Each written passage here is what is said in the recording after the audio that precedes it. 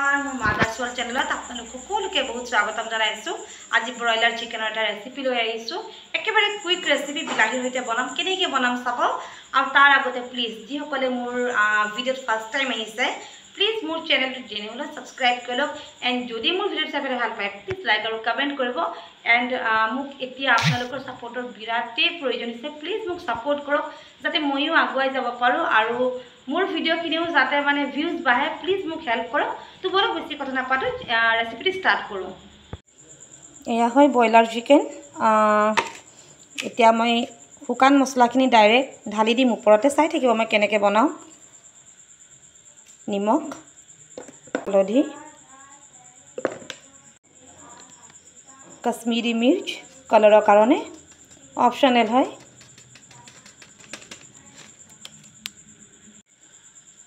আৰু এয়া জিৰা, এইখিনি ঘৰতে গুড়ি কৰা জিৰা হয়।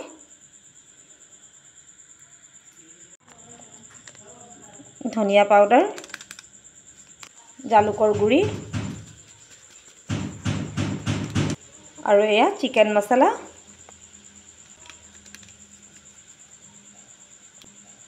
আজি গোটেইখিনি পেকেট মছলা ইউজ কৰিছোঁ, দেখিছে আপোনালোকৰ ওচৰতে ইউজ কৰি আছোঁ। আৰু এয়া গৰম মছলা,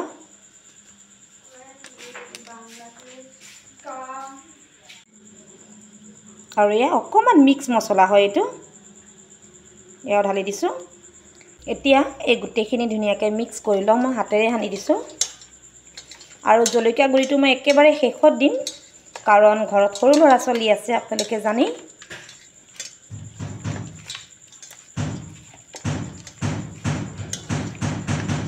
আৰু এইখিনি অকণমান টাইম এনেকৈ থাকক, তেতিয়ালৈকে মই আলু কাটোঁ আৰু কেৰাহীত তেলখিনি গৰম কৰোঁ। এয়া আমাৰ তেল গৰম হৈ গ'ল আৰু প্ৰথমতে মই আলু অকণমান ফ্ৰাই কৰি ল'ম। কেঁচাকৈও আলু দিব পাৰি, কিন্তু মই কেঁচাকৈ নিদিওঁ, কিয়নো যদি আলুটো ফ্ৰাই কৰি দিওঁ তেতিয়া আলুৰ এটা কেঁচা গোন্ধ থাকে, গোন্ধটো মানে গুচি যায়। এতিয়া মই অকণমান লাইট কালাৰ চেঞ্জ হোৱালৈকে ফ্ৰাই কৰি ল'ম। এয়া চাওক ফ্ৰেণ্ডছ, মই আলুখিনি এনেকৈ ফ্ৰাই কৰি ল'লোঁ। আৰু এক্সট্ৰাকৈ লৈছোঁ পিঁয়াজ লৈছোঁ, 5টা পিঁয়াজ লৈছোঁ মই। সৰু বিলাহী এটা সৰুকৈ কুটি লৈছোঁ। আৰু এই চাইডে লৈছোঁ আদা নহৰু পেষ্ট।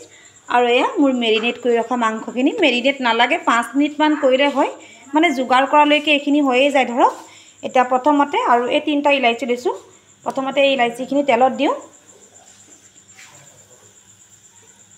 আলু ফ্ৰাই কৰা তেলতে মই এক্সট্ৰাকৈ তেল এড কৰিছিলোঁ। এতিয়া এইখিনিতে মই পিঁয়াজখিনিও ঢালি দিম একেলগে।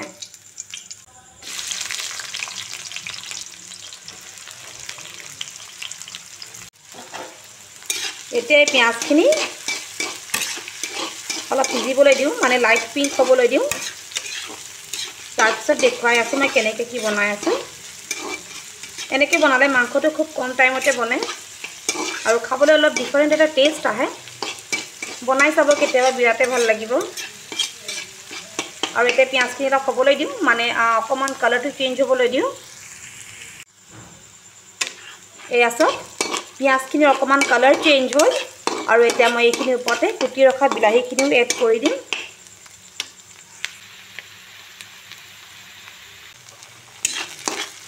আৰু এতিয়া বিলাহীখিনি যেতিয়ালৈকে গলি নাযায় তেতিয়ালৈকে সিজিবলৈ দিম।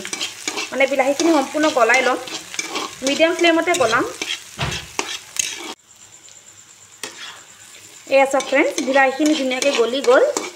আৰু এতিয়া ইয়াত আমি আদা নহৰু পেষ্টটো ঢালি দিম।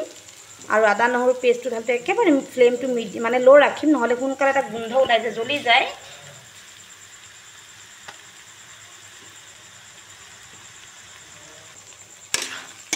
আৰু এতিয়া এইখিনিও ধুনীয়াকৈ মিলাই ল'ম। আদা নহৰুটো একেবাৰে ল' ফ্লেমত ৰাখিম, যেতিয়ালৈকে আদা নহৰুৰ কেঁচা গোন্ধটো নাযায় তেতিয়ালৈকে অকণমান হ'বলৈ দিম। তাৰপিছত আমি যে মেৰিনেট কৰি ৰখা মানে চিকেন আছে, সেই চিকেনখিনি ঢালি দিম।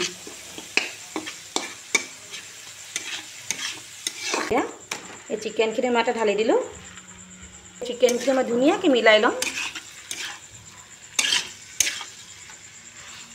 আৰু এক্সট্ৰাকৈ একো মছলা এড কৰিব নালাগে, যিহেতু গোটেইখিনি মছলা দি মই মেৰিনেট কৰিয়ে ৰাখিছিলোঁ। একেবাৰে শেষত মই জলকীয়া পাউডাৰটোহে এড কৰিম। আৰু ইচ্ছা কৰিলে আৰু অকণমান গৰম মছলা এড কৰি দিব পাৰে একেবাৰে শেষত, বাট সেইটো অপশ্যনেল হয়, কিন্তু মই নকৰোঁ। এয়া ধুনীয়াকৈ মিক্স কৰি ল'লোঁ আৰু এতিয়া এইখিনি ওপৰতে মই যেন ফ্ৰাই কৰি ৰাখিছিলোঁ আলুখিনি সেইখিনিও ঢালি দিম।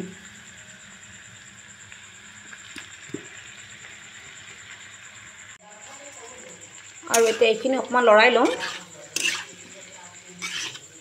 আৰু একেবাৰে মিডিয়াম ফ্লেমত 5 মিনিটমান মই ঢাকি ৰাখিম।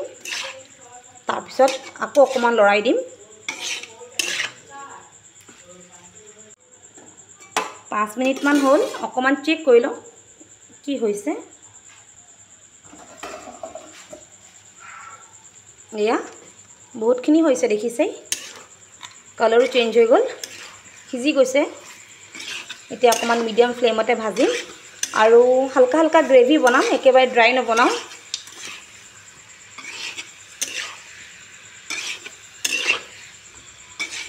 তো আজি আলুটো অকণমান বেছি দিছোঁ, ৰিজনটো কৈ দিছোঁ। আজি একচুৱেলি চিকেনটো বাৰু এনেই ঘৰত খাবলৈ অনা হৈছিলে, বাট এক্সট্ৰাকৈ গেষ্ট আহি গ'ল, চ' ভাবিলোঁ আলু দি পেলাই মেনেজ কৰি লওঁ, অপশ্যন নাই। আপোনালোকেও কৰেনে এনেকুৱা কেতিয়াবা? মানুহ বেছি হ'লে অকণমান আলু এড কৰেনে? আমিতো কৰোঁ বাৰু, আজি কৰি দিলোঁ। চ' কৈ দিছোঁ আপোনালোকক, নহ'লে ভাবিব পাৰে যে ইমান আলু কিয় দিছে। তো এইখিনি হৈছে আৰু অকণমান টাইম লাগিব, কাৰণ চিকেন হয় 20 মিনিটমান লাগেই সিজোতে, মানে ৰেডি হওঁতে। এতিয়া মই আকৌ অকণমান টাইম ঢাকি ৰাখি দিম, 5 মিনিটমান। মিডিয়াম ফ্লেমত ৰাখিম, মিডিয়াম আৰু ল' এনেকৈ কৰি থাকিম আৰু।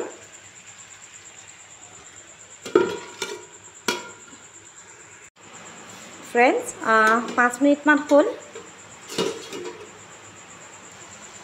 এয়া চাওক মাংসখিনি ধুনীয়াকৈ হৈ গৈছে আৰু তলফালে অকণমান লগা নিচিনাও হৈছে। তলফালে যেতিয়া লগা নিচিনা হয় অলপ গম পাব যেন মাংসখিনি ধুনীয়াকৈ মছলাখিনি সিজি গৈছে, মানে পূৰা মিলি গৈছে। এতিয়া ইয়াত নিজৰ জোখৰ মতে পানী মই এড কৰি দিম, অকণমান গ্ৰেভি বনাম। চ' মই ইয়াত অকণমান গৰম পানীটো এড কৰি দিম আৰু সেইখিনি উতলাৰ পিছত একেবাৰে শেষত জলকীয়া পাউডাৰ দিম আৰু আমাৰ চিকেন ৰেডিয়ে হ'ব বনি পেলাই।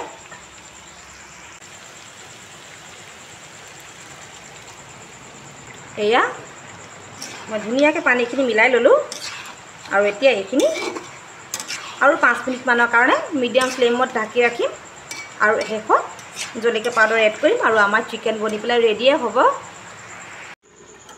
এয়া চাওক ফ্ৰেণ্ডছ, মোৰ চিকেনখিনি হ'লেই, এণ্ড এতিয়া একেবাৰে শেষত মই জলকীয়া পাউডাৰ এড কৰিম। এয়া মই এতিয়া জলকীয়া পাউডাৰ এড কৰি দিম, তাৰপিছত 2 মিনিটমান ৰাখিম আৰু আমাৰ মাংস বনি ৰেডিয়ে হ'ব। এয়া জলকীয়া পাউডাৰ, এয়া এতিয়া 2 মিনিট নহয় 1-1.5 মিনিটমান একেবাৰে ল' ফ্লেমত ঢাকি ৰাখিম আৰু আমাৰ চিকেন বনি ৰেডিয়ে।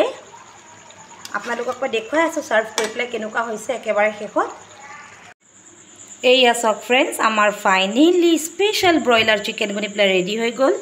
পূৰা গৰম গৰম আছে আৰু একদম ধুনীয়াকৈ গৰম ভাতৰ লগত খাব বিৰাটেই ধুনীয়া লাগিব। কেনেকুৱা লাগিলে আজিৰ ৰেচিপিটো প্লিজ জনাব। আৰু আজিৰ ভিডিঅ'টো মই ইমানতে এণ্ড কৰোঁ। যদি মোৰ ভিডিঅ'টো চাই পেলাই ভাল পালে প্লিজ এটা লাইক আৰু কমেণ্ট কৰিব। অ'কে, লগ পাম এটা নতুন ৰেচিপিৰ লগত এণ্ড নতুন এটা ব্লগৰ লগত। তেতিয়ালৈকে বাই বাই।